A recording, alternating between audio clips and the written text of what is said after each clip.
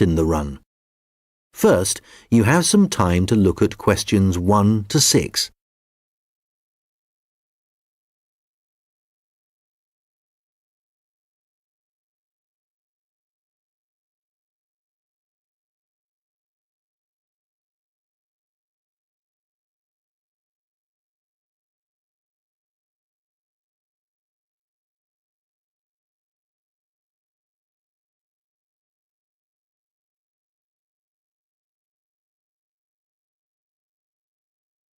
Good morning, Dave Smith speaking. Hi, could I speak to the organiser of the Preston Park Run? Yes, that's me. Great. I was talking to some friends of mine about the run, and they suggested I contact you to get some more details. Sure. What would you like to know? Well, they said it takes place every Saturday. Is that right? Yes, it does. OK, great. Do you know where the park is? Oh, yes, I've been there before, but it's quite big and I'm not sure where to go.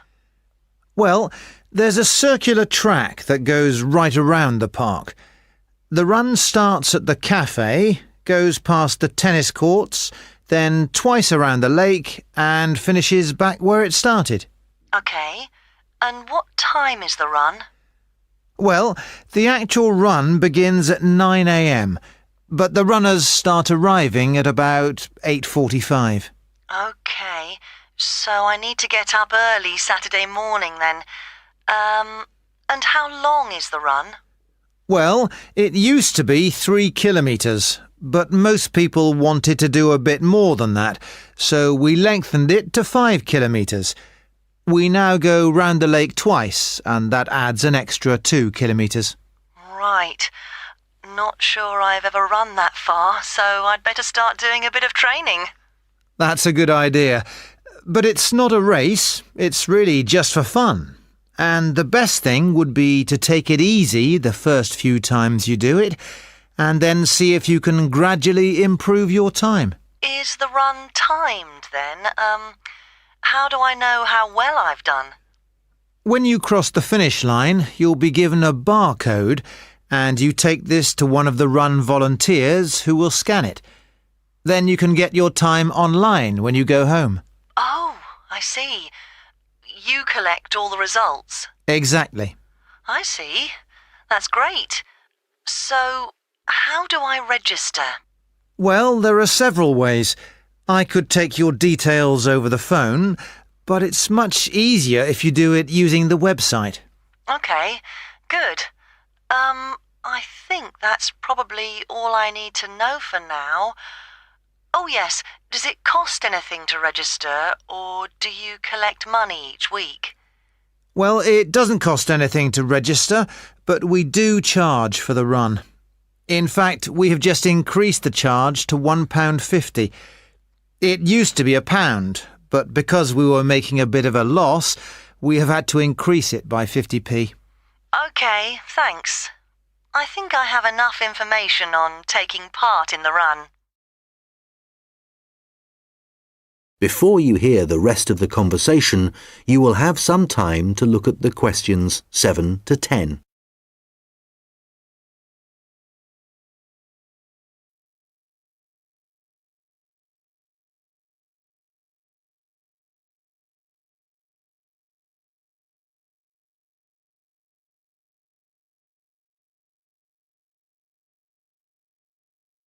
Now listen and answer questions 7 to 10. You mentioned volunteers. I have a friend who is interested in helping out. Can you give me some details so I can pass them on to her? Sure. Well, you need to ask your friend to contact Pete Morn. He manages all the volunteers. OK. I didn't quite catch his surname. Was it Morn? M-O-R-N? No, just a bit more complicated. It's M-A-U-G-H-A-N.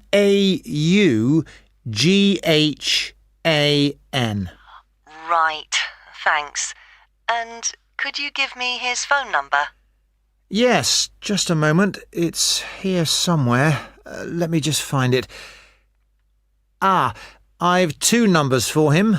I think the one that begins 01273 is an old one, so use this one. It's 01444 73290. OK, got that. Can you tell me anything about the volunteering? Like what kind of activities it involves? Sure. Well, we need volunteers for basic stuff like setting up the course. We have to do that before all the runners arrive. OK, so that's a really early start. Yes, that's right. But if your friend would prefer to arrive a bit later, she can also help with guiding the runners so they don't go the wrong way. I see. I believe you do a report on some of the races.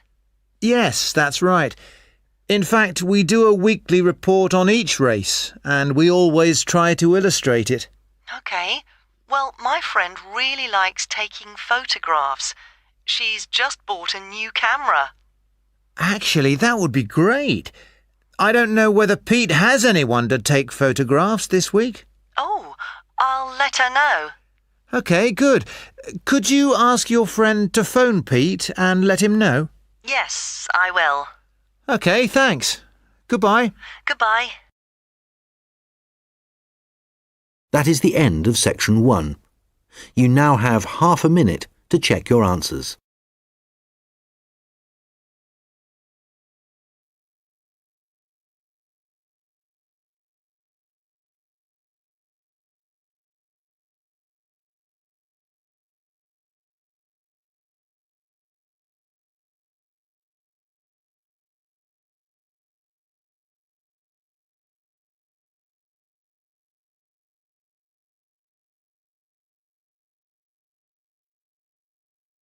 Now turn to section 2. Recording 40. You will hear a recorded message about a bus tour. First, you have some time to look at questions 11 to 14.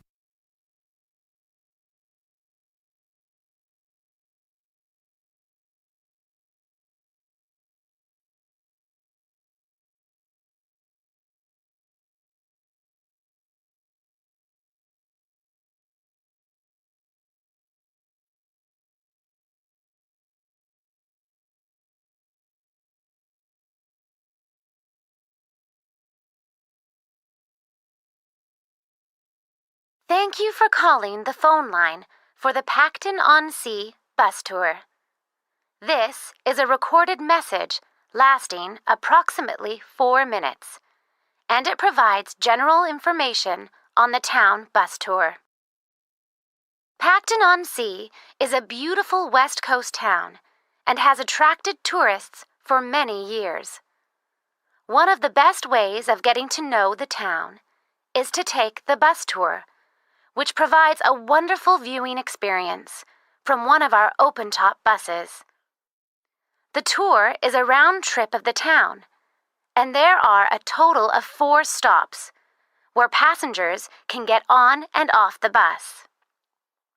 A lot of people start at the first stop, which is at the train station, as this is where many tourists arrive in the town.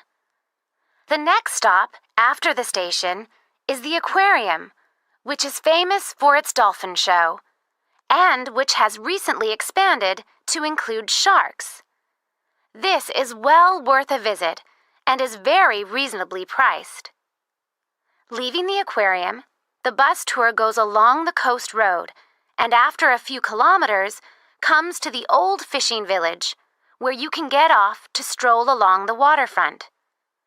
There are some original buildings here, but most of the area has been modernized and is now used as a harbor for all kinds of sea craft, including yachts and some amazing powerboats.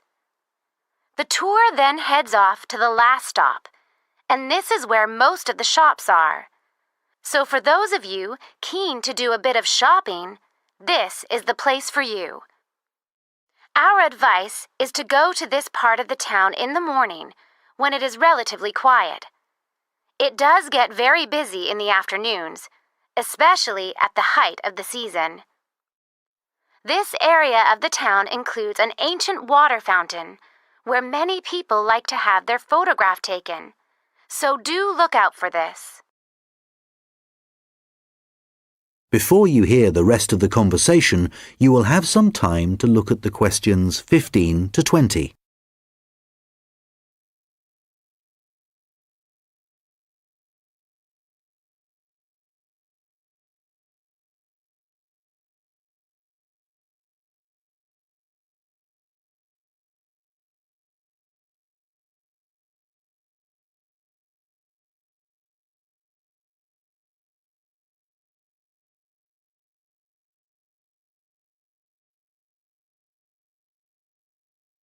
Now listen and answer questions 15 to 20. Now, some details of the costs and timings. A family ticket, which includes 2 adults and up to 3 children, costs $30. An adult ticket costs $15. Children under the age of 15 are $5, and student tickets are $10, as long as you have a student card. All tickets are valid for 24 hours, which means that you can get on and off the bus as many times as you like within a 24-hour period. So you could, for example, start the tour in the afternoon and complete it the following morning. The first bus of the day leaves the station at 10 a.m., and the last one of the day leaves at 6 p.m. Buses leave every 30 minutes, and each tour takes a total of 50 minutes. There are many attractions at each of the stops, so wherever you get off the bus, there will be plenty to do. The bus tour tickets do not include entrance to any of these attractions apart from the museum, which is located near the aquarium. Some buses have local guides who will point out places of interest and will provide information on the town.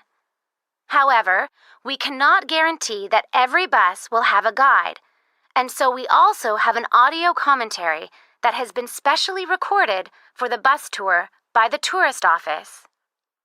Headphones are available on the bus, and these are easy to operate. There is no extra charge for these. Just plug in, select the required language, and adjust the volume. Due to the winter months being rather cold and wet in Pacton-on-Sea, the bus tours only operate from March to September. The weather is usually warm and sunny during these months, so remember to bring some sun protection, especially on hot days. And of course, it does occasionally rain here in the summer, so if the weather looks bad, remember to bring some rainwear. The bus tours are available no matter what the weather. At the height of the summer, the tours can get very busy, so you are advised to book. You can book tickets online, over the phone, and also at the station, and at any of the other tour stops. When booking over the phone, you can collect your tickets at any of the stops at the start of your tour. When you do it online, you can print your e-ticket, which you must remember to bring with you. Thank you for calling the Pacton-on-Sea phone line, and we look forward to seeing you soon on one of our tour buses. That is the end of section 2. You now have half a minute to check your answers.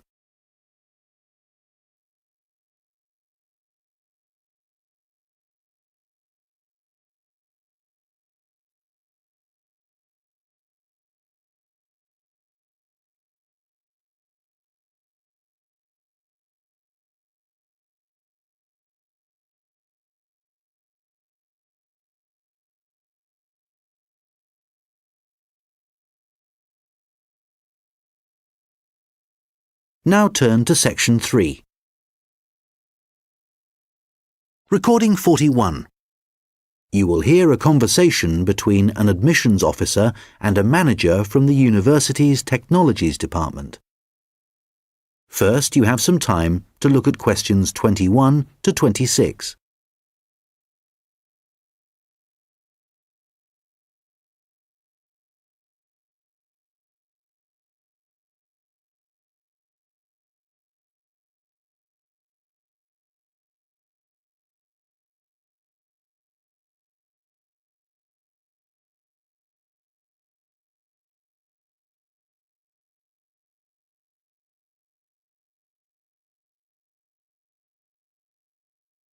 Hello, I'm Randy Agotra from the Technologies Department. Ah, yes, good. I'm Dave Hadley. Thanks for coming to see me. That's okay. I believe you want us to do some work for you. Yes, that's right.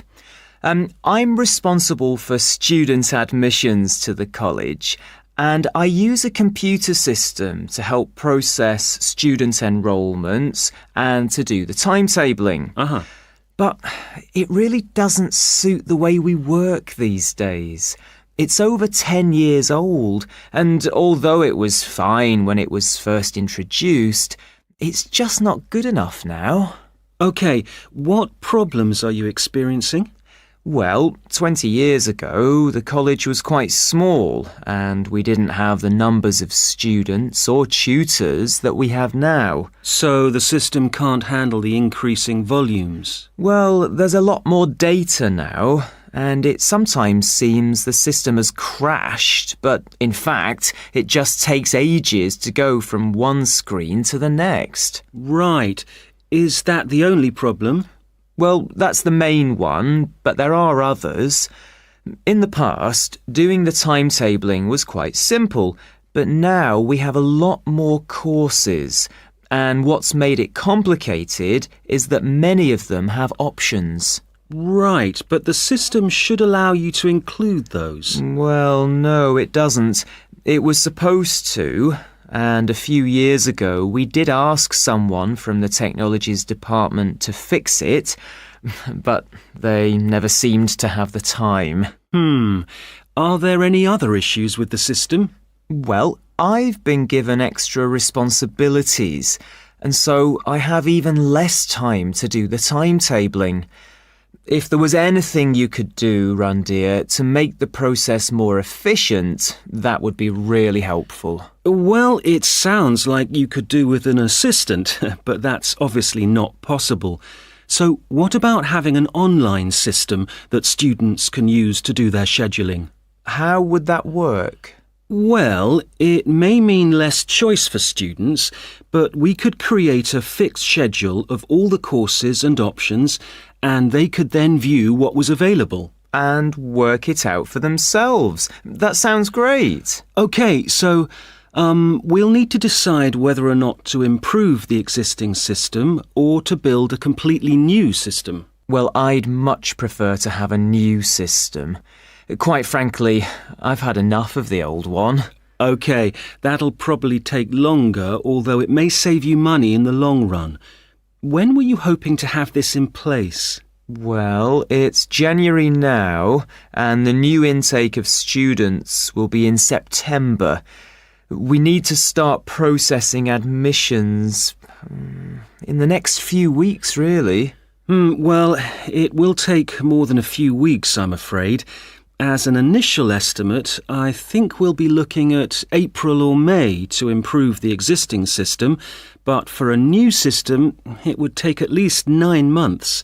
That would be October at the earliest.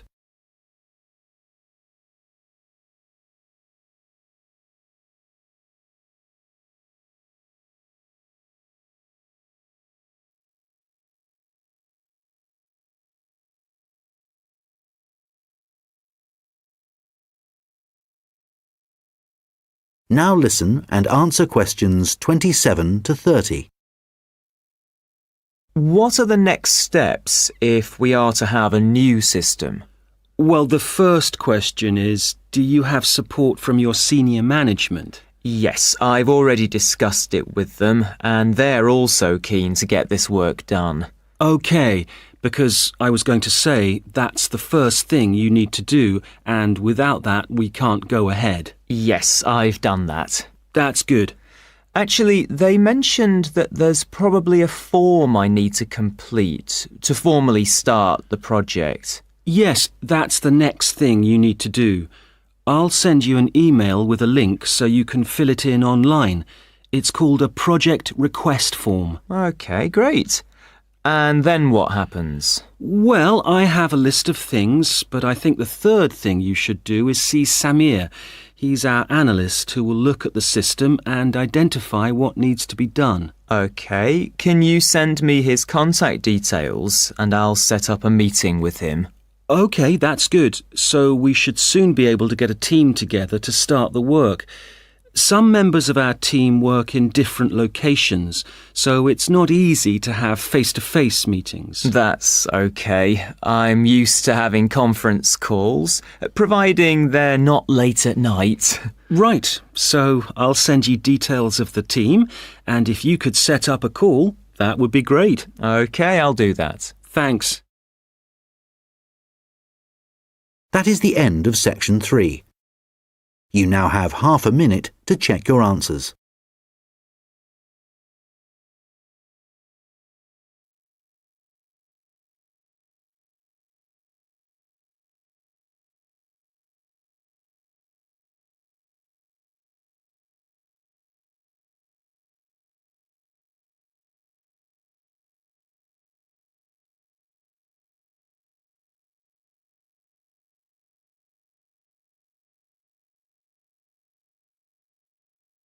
Now turn to section 4. Recording 42. You will hear a lecture about how the production of ceramics, such as plates, pots and glass, first began. First, you have some time to look at questions 31 to 40.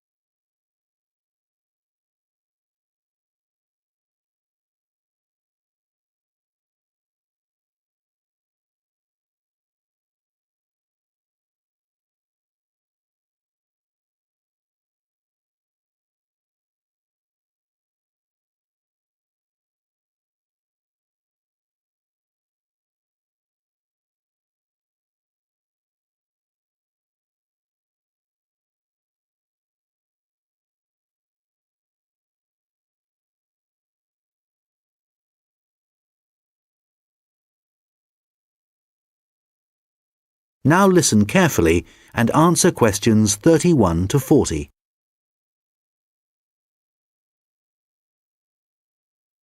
Hi everyone. Today I'm going to be talking about the origins of ceramics. So first of all, let's start off with, what is a ceramic? Well, generally speaking, ceramics are what you get when you apply heat to certain inorganic, non-metallic solids and then allow them to cool. And examples of ceramics are everyday things like earthenware pots, crockery, glassware, and even concrete. So how did it all begin? Well, it all started around 29,000 years ago, when humans discovered that if you dig up some soft clay from the ground, mould it into a shape, and then heat it up to a very high temperature, when it cools, the clay has been transformed into something hard and rigid. And so what did those first humans do with their discovery? Well, they created figurines, which were small statues and which depicted animals or gods or any shape that the clay could be moulded into. And all this activity was centred around southern Europe, where there is also evidence of ceramics that were created much later. The early humans also found a practical use for their discovery, such as storing things like grain, although there were drawbacks. The pots were porous, so that although they could carry water in them, it wasn't possible to store it over a long period. And also they were quite brittle and shattered very easily if they were dropped. But despite these problems, it was many thousands of years before there were any improvements. In China, at around 200 BC, they discovered that by adding minerals to the clay, they could improve both the appearance and the strength of the ceramics. But it took nearly 1,000 years before they perfected the process to produce high-quality ceramics known as porcelain. And once they had perfected the process, they kept it a secret for another 1,000 years. Compared to the first ceramics, porcelain was lighter, finer, harder, and whiter, and became an important commodity in China's trading with the rest of the world for hundreds of years. In fact, it became so valuable that it was known as white gold, and spies were sent to China to discover what they did to the clay to produce such high-quality merchandise. It wasn't until the 18th century that the secret began to unravel. A German alchemist called Johann Friedrich Böttger was asked by the king to make gold out of lead. Unfortunately, Böttger failed to achieve this and soon gave up. But in order to please the king, he attempted to make high-quality porcelain. And after many years of experimentation, he discovered that by adding quartz and a material called China stone to very high-quality clay, he managed to get the same results that the Chinese had been achieving for the last 1,000 years.